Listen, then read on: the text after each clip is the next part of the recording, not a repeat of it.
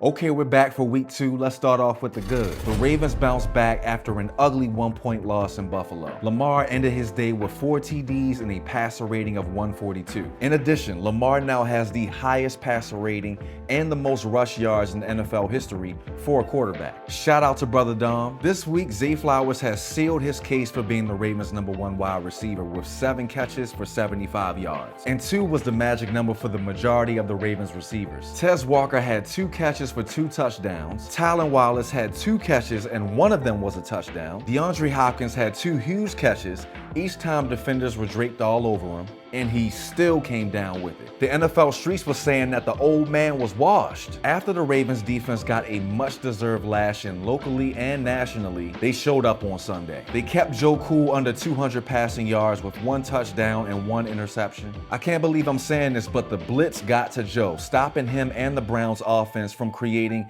any kind of consistent rhythm throughout the game. And Roquan seems to be back to his old form. He was tracking the ball like a land shark with 15 combined tackles. Wiggins also redeemed himself with a key interception after being picked on in Buffalo. All right, now, we got to go down the hall and talk about the bad. In this game, there were some mind-boggling calls and some player mistakes which may have led to a loss if the Browns were better on offense. Most notably, attempting 3 passes when he started out first and goal. The huge catch by D-Hop put the Ravens on the goal line. The Ravens wind up kicking a field goal, but why not simply punch it in with Henry there? The Ravens could have at least ran it twice instead of trying to be cute and coming out in shotgun formation. I gotta give credit to the Browns. The Browns are packing up the run game all day. The Browns defense has been quietly really good for a while. Myles Garrett is a wrecking ball. They were doing a great job of stopping Henry, but you have to believe that 22 can punch it in on the goal line, or why else do you have him on the roster? Make them prove that they can stop Henry from getting a yard 2 or 3 times in a row.